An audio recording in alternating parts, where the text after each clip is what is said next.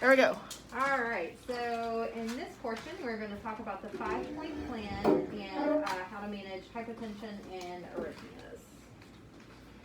So we're going to review the causes of hypertension after cardiac surgery, contrast the causes of hypertension using a standardized approach, and identify priorities in managing hypertension after cardiac surgery. So hypertension is the most common cardiac surgical emergency. We're going to look at the likely conditions leading to hypertension based on presentation, gather more immediate concerns treat any immediate concerns based on the initial assessment while gathering more data, involve key clinicians early, order but don't wait for definitive tests while you optimize your patient's stability. So 3 causes of hypertension with a normal heart rate are preload, afterload, contractility. So preload would be either hypovolemia or they're bleeding. Afterload is vasodilatation. Contractility would be tamponade, ventricular failure, ischemia, or valve dysfunction. So here's your 5-point plan. First you assess. So you're going to do the ABCD. So airway, breathing, circulation, and drains. Then you're going to move on to diagnose, which you're going to say you think is the primary problem. You're going to go ahead and act on a plan. So determine after you determine the problem, you're going to determine what is prioritized, should help be called, and any additional interventions. Then you're going to investigate, so order any extra labs, echoes, EKGs, those sort of things, and then reassess. Did your interventions help, do nothing, or are they getting worse? So step 1, assessment. You're going to make a rapid assessment using the data that you have available. So first is airway, second is breathing, third circulation, and drains. And drains include chest tubes and Foley's. Airway and breathing. So if they're intubated, you want to verify that your ET tube is in the correct position. You want to listen for adequate breath sounds, evaluate any end-tidal CO2, look for vapor in the end-tidal CO2, evaluate chest wall motion. Basically, you're just making sure that they have equal chest rise. And then if they're extubated, can the patient actually talk to you? Are they responsive? And then if they're non-responsive, can you bag valve mask them? Circulation. So what lines do they have? Are their hemodynamics adequate? Are their pulses present and equal? If you have non-invasive monitoring, you want to grab a cuff pressure and then assess their extremities to see if they have pulses. Are they cold? Are they warm, clammy, those sort of things. If you have an A line, do you have an appropriate waveform? So you have, if you have a PA cap, you can see what their PA pressures are. And if you have a central line, just a central line, and you're transducing CVP, you can see what that is. Drains. So you're going to assess for your urine output. If your volume is low, you're going to assess for a impaired cardiac output. Your urine output, has it been 0.5 mLs per kg per hour, which is adequate for patients. You're going to assess your chest strains, look at the amount and the character. Is it thin? Is it more sanguineous? Is your suction on? Do you have an air leak? And then assess or rule out a tension pneumo.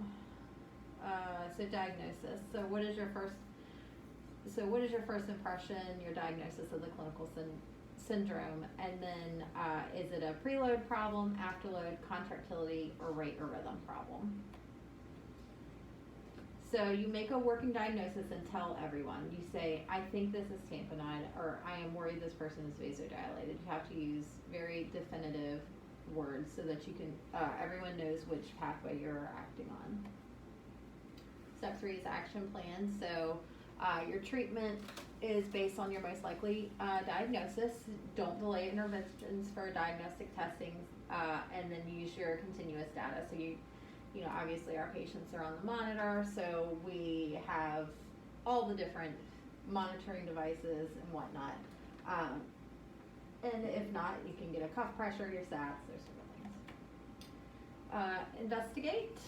So these are what tests you need to confirm your diagnosis. So lab work, ABGs, chest x-rays, echoes, coagulation studies. Do you need to go ahead and order a type and cross, blood, those sort of things. This is a very pretty echo picture of a tamponade. You can just see pretty bad. You can see the pericardium around there is filled with a fluid of some sort, probably blood. Step 5, reassess. So you're going to reevaluate your patient after your intervention. Are they improving, deteriorating, and were your interventions appropriate? Sometimes your treatment can reveal another condition, such as your arrhythmia was actually due to ischemia, because now you can actually see those ST elevations or whatever. So you use this approach when evaluating any cardiac surgery emergency. Hypotension is often the first sign of hypovolemia, vasodilation, or low output state. Okay, so the reason we do this 5-point plan is basically to make everyone slow down. It's very easy just to look at something and say, we need to do this. Yes, you're probably right, but it's also important to slow down, think of all the different causes, and then go through that 5-point plan. A big part of CSUALS is preventing you having to go into the chest at all. So that we want everybody to be able to use the same 5-point plan in their treatment to prevent you having to open a chest. So for hypovolemia, when you assess, you're going to find a low blood pressure, CVP, and urine output, cool peripheries, and possibly high drain output. You're going to diagnose, is it just volume or are they bleeding?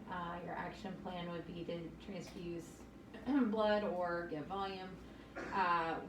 Investigating, you're going to draw labs, get an x-ray, possibly TTE. We have our ultrasound machine readily available. And then reassess. Did they improve to your fluid bolus? Did their blood pressure improve? Did the cardiac output improve? Are they still bleeding out of their chest drains? Reassessing. So hypovolemia, bleeding. Same thing, low blood pressure, CVP, urine output, cool periphery. So diagnose. So you're going to diagnose, is this correctable hypovolemia versus bleeding? So first you're going to give volume. If you have volume there, give it. Don't wait for blood. As you're giving the volume as you're waiting for your blood to come. So you're going to identify, is this a coagulopathy problem or is this a surgical problem? So if there are coagulopathies, you're going to want to correct that with blood products and factors. If there is a high volume blood loss or no coagulopathy, consider returning to the OR for a surgical bleed. So in the first hour, you may have 100, 200 of blood.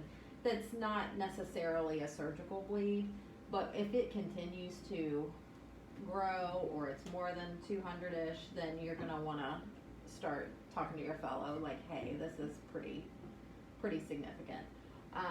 So of course reassessing is, did you have an appropriate response to your volume or your coagulopathy, your bleeding? Did they slow down bleeding when you gave your products and whatnot?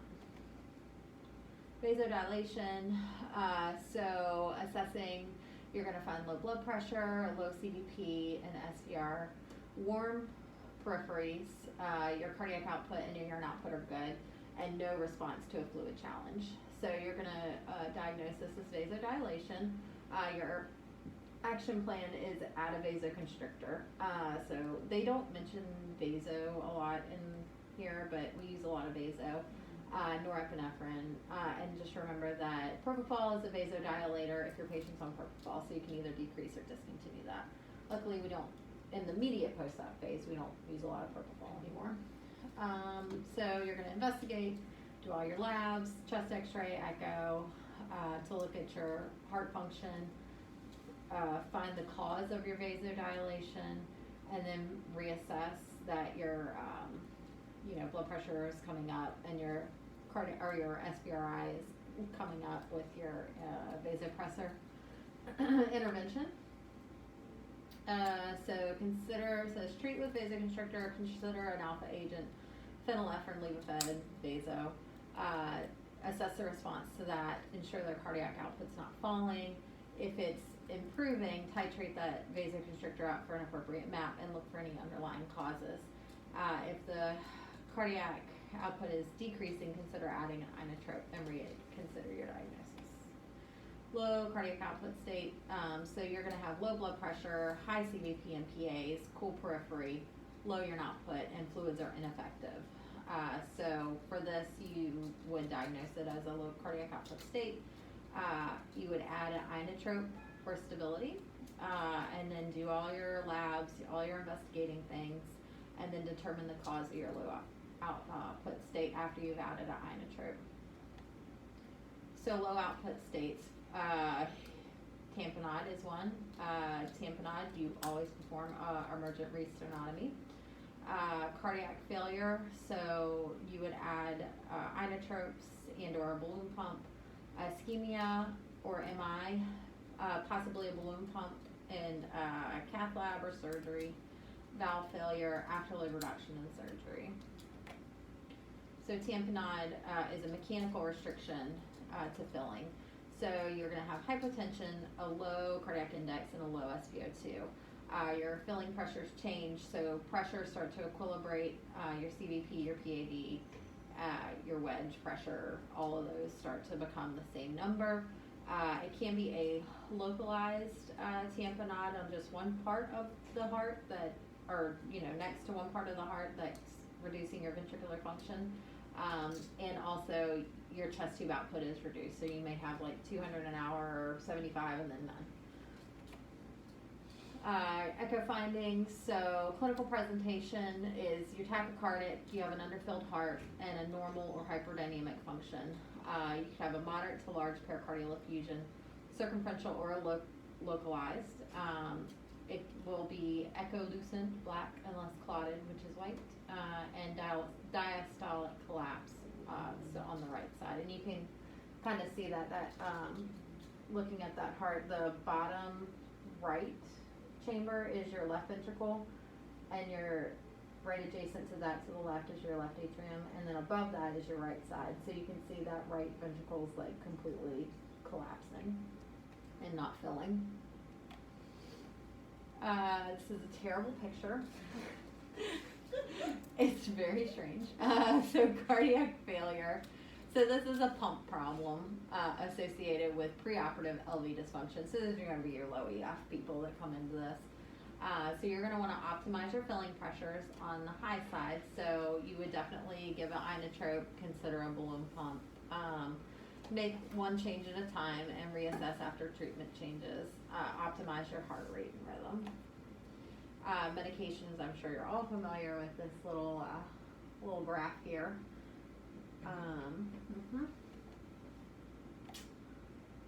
Cardiac output, as you know, heart rate times stroke volume equals cardiac output. Stroke volume is your preload, contractility, and afterload.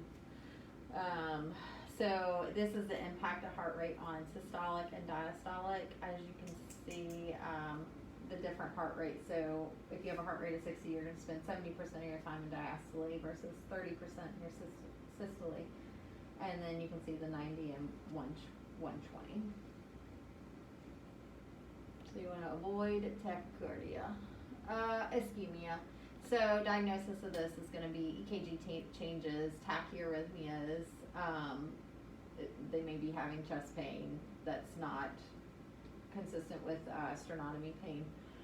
Blood pressure and rhythm with volatility. I can't ever say that word. Volatility. Cardiac enzymes can be increasing or greater than 5 times the normal. So you got to be careful with your nitrates and your calcium channel blockers because it can worsen your hypotension. And inotropes may actually increase your arrhythmias, so you want to give fluids to maintain your blood pressure. Consider blood, but be gentle, just because they could have a low cardiac output state as well. And then balloon pump or cath lab to revascularize. Valve failure. So acute mitral regurg, you're going to hear a systolic murmur at the left sternal border that radiates to the axilla. You're going to have reduced forward flow, so a decreased blood pressure, cardiac output, and urine output, increased regurgitant flow, so increased CVP and PA pressures, giant V waves on the PA tracing. So TEE is often needed to better define. So you can always put a probe on and say, hey, this doesn't quite look right, or have one of the intensivists come and then they probably will say, well, yeah, we might need a TEE. So then you want a inodilator or a balloon pump until corrected. Inodilator. So you can see those are the V waves on your PA tracing. So you want to keep it simple, not necessarily like, oh, this is VTAC, or whatnot. Just first assess, is it fast or is it slow? The rhythm is less important. So patient's tolerance determines the plan. You should get a 12 lead if you have time. Are they stable-ish? You should probably get a 12 lead, but if they're decompensating quickly, don't wait for that. So fast rhythms, you got AFib, SVT, and VT. Do they have a low or normal blood pressure? Or they have a low normal blood pressure, cool periphery, low urine output. So you diagnose that as a tachyarrhythmia. So your action plan, you would try amiodarone or synchronized cardioversion. You're going to investigate, so labs, do they have any electrolyte abnormalities, EKG, reassess, did the rhythm resolve, did their hemodynamics improve, or do we need to keep going, do something else? So AFib, A-flutter, SVT, and VT, it's irrelevant. The methodology is irrelevant if the blood pressure is low. So consider ischemic etiology for VFib, VT, and seek prompt senior help. So stable AFib, A-flutter, SVT, and VT. So you have to have an adequate blood pressure.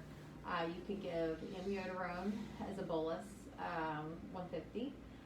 You can give MAG, 2 grams. You don't even have to wait for a MAG, or MAG level, just give it. Obviously, you're not going to just give potassium, but you would want to check that mental point of care, and then if they have hypokalemia, you're going to want to replace that. Check for hypoxia, so run a gas, make sure you have a good SAT waveform, and then if all these things fail or they become unstable, you're going to want to do a synchronized cardioversion. So unstable, AFib, A-flutter, SVT, VT, you're going to do a synchronized shock. If 3 shocks fail, then you can give amio 300 over 10 to 20 minutes. For a slow rhythm, you're going to have a low heart rate, normal or low blood pressure and CVP. You're going to diagnose this with bradycardia. So first thing, if you have pacing wires, you're going to want to try to pace. You could add a chronotrope, like epi or whatever, and then if needed, you could transcutaneous pace, but they usually have to be sedated for this. And then you could always call for a transvenous pacing wire. You're going to investigate, get an EKG, ABG, CBC chem, and then did it improve their heart rate. Slow rhythm, are there pacing wires or not? If yes, do they work? No problem. Alright, so this is the only time that we tell you it's okay to use atropine, and that's not part of our cardiac arrest protocol. This is just if they're symptomatic bradycardia and have no wires. You can give atropine 0.5 milligrams up to 3 milligrams. Try epi or chronotrope, and then if that fails, go to transcutaneous or transvenous pacing. Bradycardia with wires. So there's the emergency button, DDD pace at 80, or the emergency button. So I think with our pacers, we talked about if, say you have a pacer that's on a backup rate of 40 and you hit that emergency button, it's literally going to max out your MAs, but it's still going to pace at 40. Mm-hmm. So you have to make sure that you turn that rate up. Mm-hmm. Make sure everything's connected, you know, like making connections. All right, so in sum, you have your assessment. You're going to go over your patient's A, B, C, and D's, airway, breathing, circulation, drains. You're going to diagnose. Is your best guess on what the patient is, what the patient's problem is, and review the data. Your action plan, you're going to act quickly to resolve the most likely cause. Then you're going to investigate to attempt to confirm your working diagnosis and then reassess. Did your treatment work? Are there other problems that were revealed? Did it not work? Do we need to investigate this further? Questions? No? Yay.